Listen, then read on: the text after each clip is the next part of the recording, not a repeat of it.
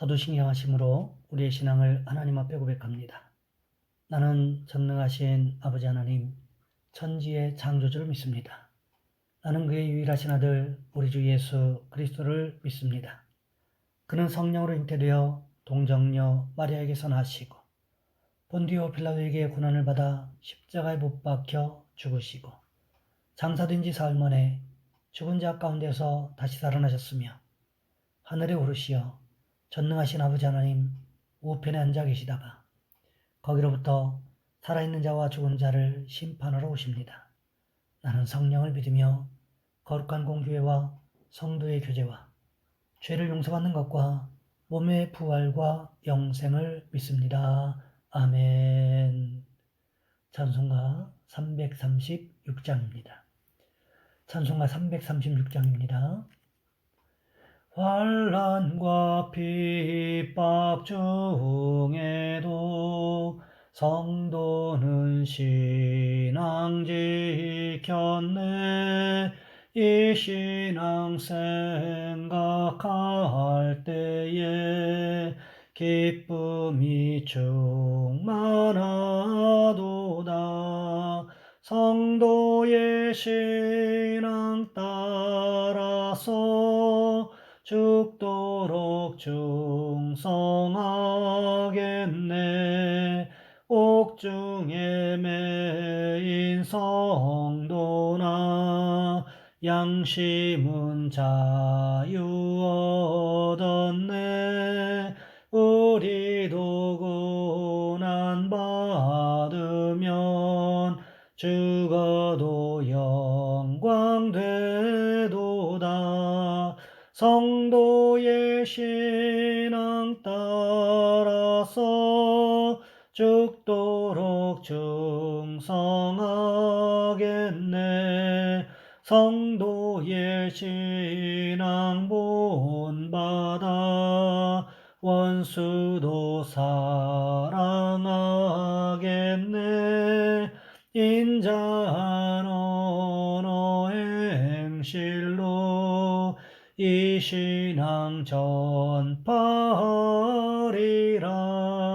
성도의 신앙 따라서 죽도록 충성하겠네.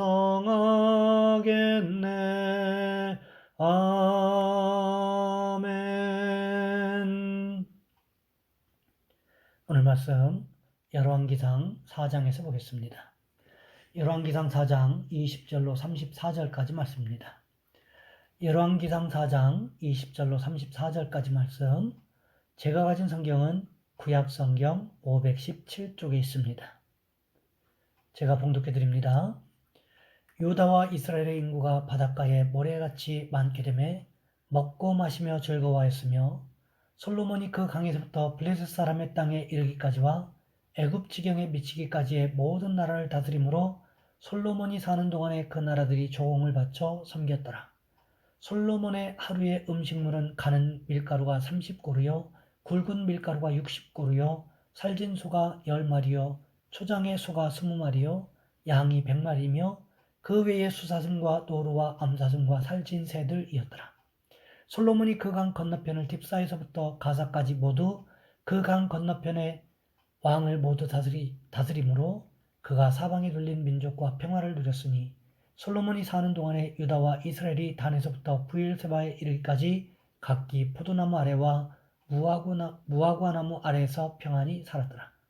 솔로몬의 병거의 말 외양까지 4만이요 마병이 12,000명이며 그 지방 관장들은 각각 자기의 맡은 달에 솔로몬 왕과 왕의 상에 참여하는 모든 자를 위하여 먹을 것을 공급하여 부족함이 없게 하였으며 또 그들이 각기 직무를 따라 말과 준마에게 먹일 보리와 꼴을 그 말들이 있는 곳으로 가져왔더라.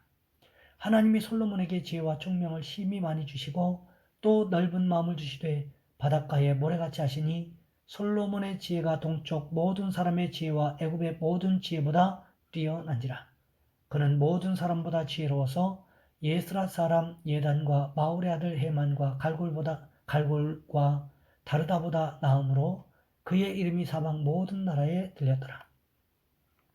그가 잠언 3000가지를 말하였고 그의 노래는 1005편이며 그가 또 추목에 대하여 말하되 레바논의 백향목으로부터 다면하는 우슬초까지 하고 그가 또 짐승과 새와 기어다니는 것과 물고기에 대하여 말한지라.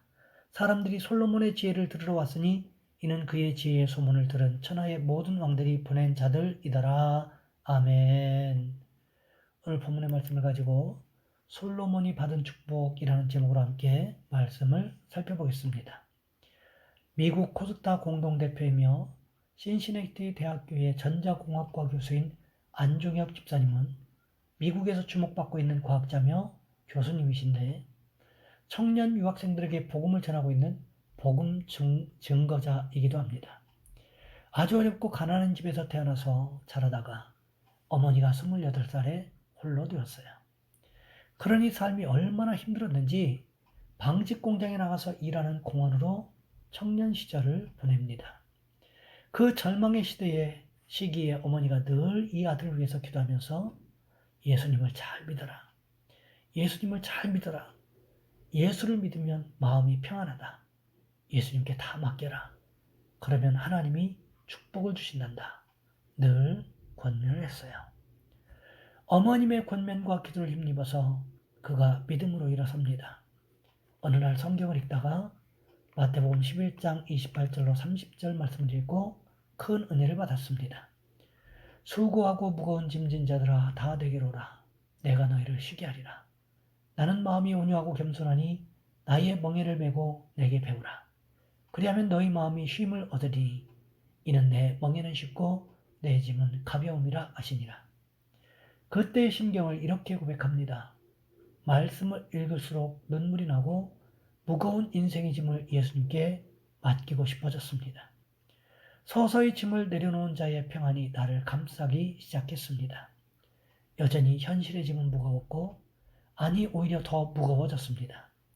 그러나 나의 짐은 물론이고 멍에까지 메고 앞장서시는 예수님 앞에서 나는 서서히 무너지고 있었습니다. 많은 어려움과 환난을 통과하고 또 미국에 가서 박사과정 중 박사 자격시험이라고 하는 최후 관문을 통과하는 시험을 책해보니까 4번이나 떨어졌어요. 그런데 결국 마지막에 모든 과정을 잘 마치고 대학 교수로 하나님께서 큰 복을 내려주셔서 쓰임을 받는 일꾼이 된 것입니다. 이런 고백을 하십니다. 불안할 때 세상을 이기신 주님이 내 편이라는 사실을 믿는 것보다 더 큰 힘과 위로가 되는 것은 없습니다. 방직 공장의 전기공이었던 제가 하나님의 은혜로 미국 주립대학의 전자공학과 교수가 된 것은 하나님의 계획과 간섭하심이 아니고는 설명할 길이 없습니다. 세상을 이기신 주님을 의지했더니 주님의 승리가 저의 승리가 되었습니다.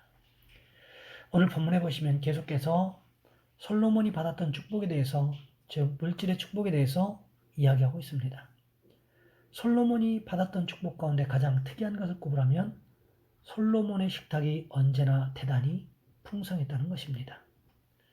우리가 어느 집에 초대되어 갔는데 음식을 식탁에 가득 차려놓으면 대접 잘 받은 것 같은 느낌이 들지 않습니까? 그런데 솔로몬의 식탁이 참 대단한 것을 오늘 말씀을 통해서 확인하게 됩니다. 오늘 본문 22절과 23절 말씀해 보시면 이렇게 기록하고 있습니다. 솔로몬의 하루의 음식물은 가는 밀가루가 30고루요 굵은 밀가루가 60고루요 살진 소가 10마리요 초장의 소가 20마리요 양이 100마리이며 그 외에 수사슴과 노루와 암사슴과 살찐 새들이었더라. 다른 것은 몰라도요 살찐 소 10마리, 초장의 소 20마리, 양 100마리를 요리해서 하루에 다 먹었다라는 거지요. 도대체 이 정도의 양이라면 어느 정도일까? 주석가 데니우스라는 분은 이분의 계산에 의하면 이 정도의 고기 양이라고 하면 14,000명의 인원이 각기 한 근 이상을 먹을 수 있는 분량이라고 합니다. 이것이 당시 동양의 다른 강대국 왕들과 비교하면 지나치다고 할 수 있을 정도는 아니지만 하여튼 간에 솔로몬 왕국이 얼마나 물질적으로 풍요했는가를 알 수 있다는 거지요. 솔로몬 왕국에 있는 사람들의 식량으로 하루에 사용되어야 할 양이 이런 정도였다는 것입니다. 그러니 우리나라보다도 훨씬 더 작은 나라의 왕궁에서 이 정도의 식량을 사용했다고 하는 것은 솔로몬 왕국이 얼마나 물질적인 복을 받았는가를 단적으로 표현해 주는 것이기도 하다는 거지요. 그뿐만이 아닙니다. 오늘 본문 24절과 25절 말씀해 보시면 이렇게 기록하고 있습니다. 솔로몬이 그 강 건너편을 딥사에서부터 가사까지 모두 그 강 건너편의 왕을 모두 다스림으로 그가 사방에 둘린 민족과 평화를 누렸으니 솔로몬이 사는 동안에 유다와 이스라엘이 단에서부터 브엘세바에 이르기까지 각기 포도나무 아래와 무화과나무 아래에서 평안히 살았더라. 솔로몬 왕국이 주변의 모든 나라들을 다스렸기 때문에 주변에 있는 다른 민족들과 평화를 누렸다라고 기록하고 있습니다. 그뿐만이 아니지요. 단에서 브엘세바까지 이스라엘의 최북단에서 최남단까지 이스라엘 모든 지역이 평화롭게 농사를 지면서 평화롭게 살았다라고 성경은 기록하고 있다는 거지요. 이것은 마치 중국의 요순 임금 시대와 같이 백성들이 평화롭게 농사를 지으면서 아무 염려 없이 살았음을 이야기하는 것입니다. 이 농사를 통해서도 하나님께서 풍성한 수확을 주셨음을 성경은 말하고 있다는 거지요. 이런 평화를 지키기 위해서는 무엇이 있어야 될까요? 힘이 있어야 된다는 거지요. 주변 국가에 밀리지 않을 군사력이 필요하다는 것입니다. 그러하기에 26절부터 28절까지 말씀에서 솔로몬의 군사력에 대해서 기록하고 있습니다. 나중에는 솔로몬이 군사무역까지 하기에 이르렀습니다. 지금도 이스라엘의 무기토 지역에 가보면 솔로몬 왕이 건설했던 말을 키우던 곳들이 발굴되고 있는 것을 보면 그 규모가 결코 작은 것이 아님을 알 수가 있습니다. 하나님께서는 솔로몬에게 물질적인 축복뿐만 아니라 평화를 이룰 수 있는 힘까지 군사력까지도 주셨다라는 거지요. 그뿐만이 아니었습니다. 오늘 본문 29절과 30절 말씀해 보시면 이렇게 기록하고 있습니다. 하나님이 솔로몬에게 지혜와 총명을 심히 많이 주시고 또 넓은 마음을 주시되 바닷가의 모래와 같이 하시니 솔로몬의 지혜가 동쪽 모든 사람의 지혜와 애굽의 모든 지혜보다 뛰어난지라. 솔로몬의 지혜가 그 당시를 살아가던 어떤 사람보다도 모든 사람보다도 뛰어났다고 성경은 기록하고 있습니다. 그 지혜가 어느 한 분야에만 집중된 것이 아니었습니다. 잠언 3000가지를 말할 정도였고 노래를 1005편을 지을 정도였다는 거지요. 그뿐만이 아닙니다. 솔로몬은 생물학에도 관심이 깊었던 것 같습니다. 레바논의 백향목부터 담벼락에 나는 우슬초에 이르기까지 식물들에 대해서도 조예가 깊었던 것 같습니다. 거기에서 멈추지 않습니다. 짐승과 새와 기어다니는 것과 물고기에 대해서도 아주 잘 알고 있었다는 거지요. 한마디로 요약하자면 살아있는 백과사전이라는 말이 맞을 것 같습니다. 그 정도로 지혜가 차고 넘쳤다는 거지요. 그래서 어떤 일이 벌어집니까? 오늘 보면 34절 말씀해 보시면 이렇게 기록하고 있습니다. 사람들이 솔로몬의 지혜를 들으러 왔으니 이는 그의 지혜의 소문을 들은 천하 모든 왕들이 보낸 자들이더라. 주변에 있는 나라의 왕들이 솔로몬에게 배우기 위해서 선생들을 보냈다는 거지요. 자신들이 직접 볼 수는 없으니까 대신 자신들을 가르칠 수 있는 능력을 가진 선생들을 파견했다는 것입니다. 참 솔로몬이 받은 축복이 얼마나 대단한 것인가를 알 수 있는 부분입니다. 어느 한 분야에만 축복을 받은 것이 아니었습니다. 하나님의 말씀이 자신을 통해서 이루어지는 축복을 경험했습니다. 영적인 축복과 자손의 축복을 이야기하지요. 그뿐만이 아닙니다. 물질적인 축복을 받았습니다. 평화의 축복, 힘의 균형을 이루는 축복을 받았습니다. 거기에다가 지혜의 축복까지. 솔로몬이 하나님께 받지 못한 축복이 없었던 것 같습니다. 왜 그랬을까요? 열왕기상 3장 13절 말씀을 보시면 하나님께서 이렇게 약속하셨습니다. 내가 구하지 아니한 부귀와 영광도 내게 주노니 내 평생의 왕들 중에 너와 같은 자가 없을 것이라.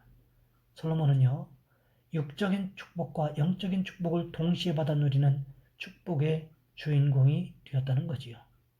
우리에게도 이런 모습이 있으시기를 원합니다.